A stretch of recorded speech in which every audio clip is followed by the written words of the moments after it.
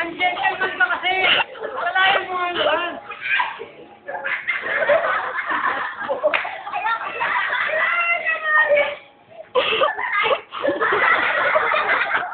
Tapos yun, sasabihin mo, takot ka sa akin.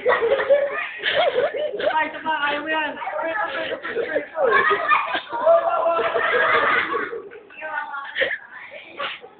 Ayun, doon mo naman makayawakan. Hindi ako kasama doon. Kaya mo yan.